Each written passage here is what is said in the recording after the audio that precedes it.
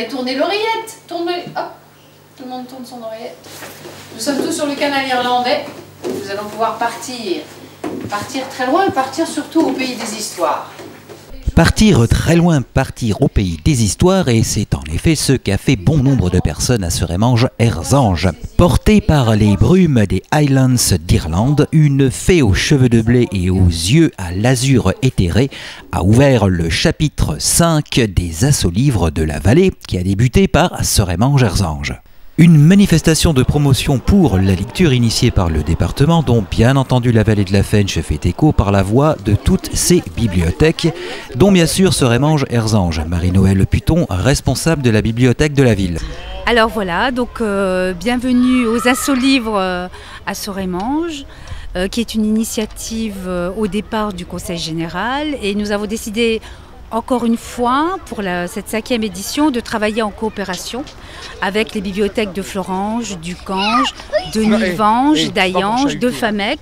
Et voilà. Et en effet, le fait de fédérer les moyens donne à la fois ampleur et réussite à la manifestation culturelle. Monsieur Jean-Baptiste Goretti, adjoint à la culture de Seremange-Erzange. L'avantage d'être plusieurs bibliothèques, c'est que dans les différentes manifestations, les bibliothécaires se déplacent d'un site sur l'autre.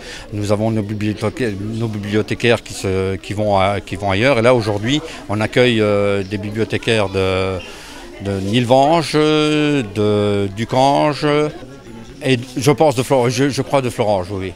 Donc c'est vrai que d'une année sur l'autre, c'est toujours les mêmes qu'on retrouve et c'est ce qui fait que la manifestation elle marche. Marche aujourd'hui, marche demain. Quand tu marches à pied, tu fais du chemin. Marche aujourd'hui, marche demain. Quand tu marches à pied, tu fais du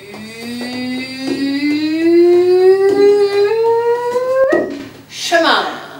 Et voilà en effet une manifestation culturelle qui fait du chemin. Nous en sommes au 5e numéro dont le thème fut autour de la flânerie, de la rêverie, des bouquinettes et du farniente qui commence à rappeler un petit peu les vacances.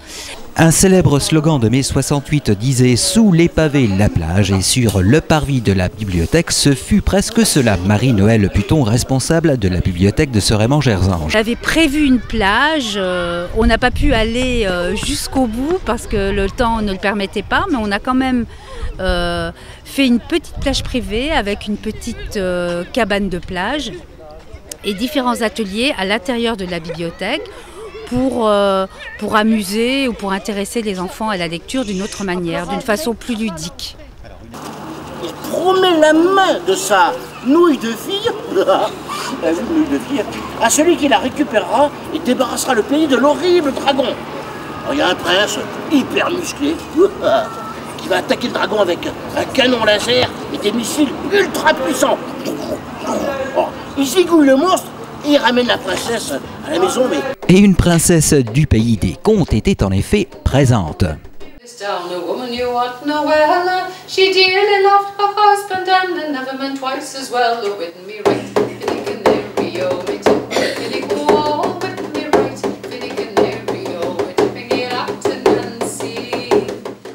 Au rythme de son tambour irlandais, le bodhran, en guise de ponctuation, Caroline Cyr a accosté son navire aux soutes peuplées de contes sur la plage improvisée de la bibliothèque de Seremange-Erzange. Caroline Cyr en balade irlandaise. Partir très loin, partir surtout au pays des histoires. Et cette histoire-là commence.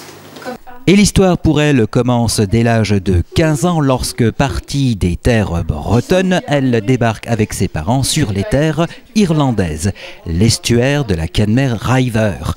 De quoi tomber en amour, comme elle le dit, de l'Irlande et de sa culture. Maintenant, le voyage a continué et du coup, j'ai vraiment forgé mon identité artistique à travers... moi, je venais de la danse. Je suis ensuite... aller vers l'Irlande grâce à mes parents qui ont vécu une quinzaine d'années. J'ai découvert cette culture qui a été pour moi une vraie... je suis tombée en amour, j'allais dire, de la culture irlandaise. Et plus tard survint une révélation en une voix qu'entonne une ballade irlandaise en gaélique, Molly Bawn. Je suis venue au conte un peu tout à fait par hasard. Ce que j'ai fait, c'est que je me suis retrouvée en fait dans un contexte où quelqu'un cherchait une artiste qui ait une voix qui puisse chanter du répertoire irlandais.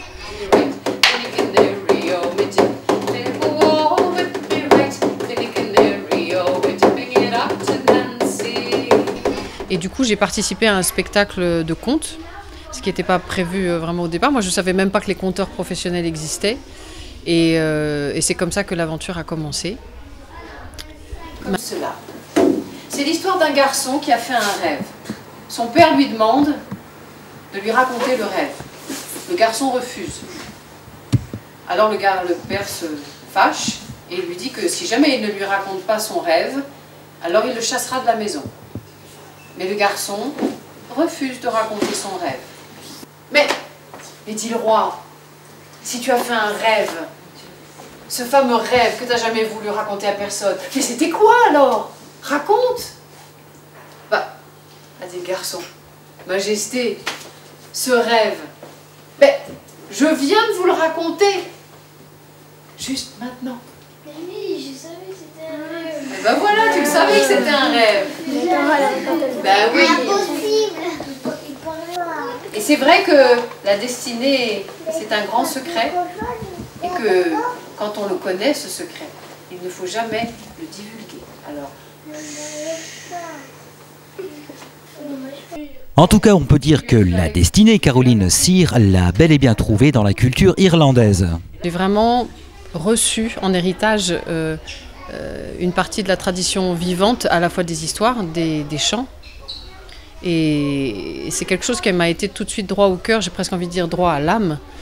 Et ce sont maintenant, ce répertoire-là, c'est vraiment un répertoire que j'ai à cœur de partager avec le public. Parce que je le trouve magnifique d'abord, et puis parce que c'est vraiment quelque chose que je porte en moi comme une seconde nature. Oui, c'est trop tard, mais pendant ce temps, Gwyonbar, lui, il en sait assez maintenant grâce au filtre magique. Il est capable de raconter le monde à venir, il sait ce qu'il attend. Et il sait que Cerridwen est furieuse, et qu'elle ne veut plus qu'une seule chose, tuer. Tuer celui qui lui a volé le bonheur de son fils, et l'avenir de son fils surtout. Et c'est comme ça que commence le jeu des métamorphoses. Par contre, là où je peux dire que j'ai vraiment forgé une identité artistique, c'est sur le fait de mêler la narration avec, la musique, la musicalité, la parole tonalisée, et puis aussi avec le mouvement.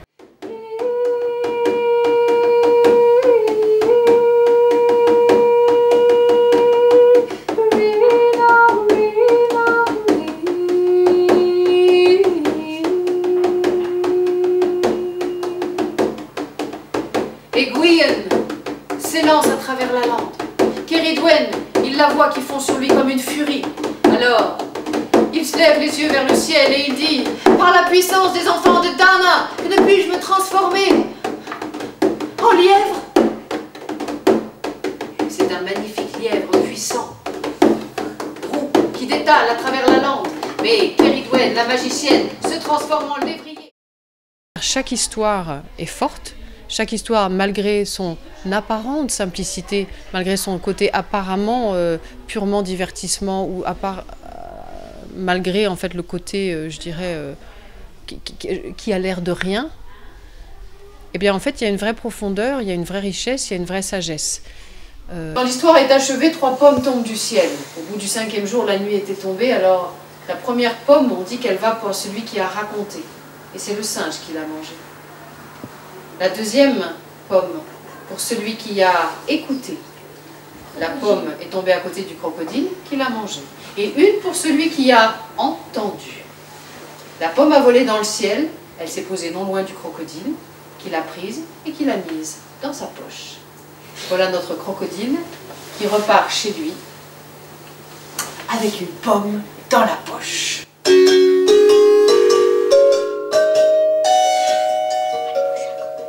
Et il se dépêche, monsieur crocodile.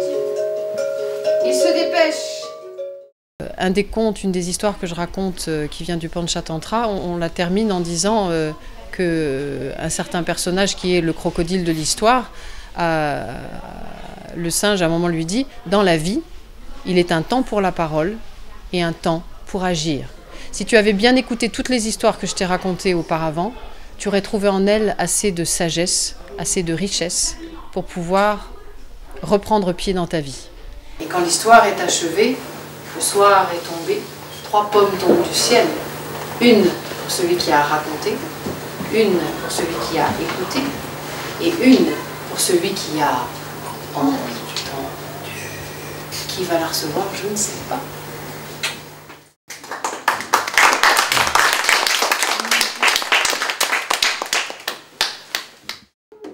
Et nul doute que le public Serémangeois a eu sa succulente pomme de l'écoute qui lui permettra de repartir l'âme enrichie. Quant à Caroline Cyr, eh bien l'aventure continue et repart en balade contée, en balade irlandaise. Par le chaudron, j'ai le génie, la connaissance, la vie. Je tiens l'univers dans ma main et les souvenirs de demain. Je vivrai éternellement jusqu'à la fin des temps.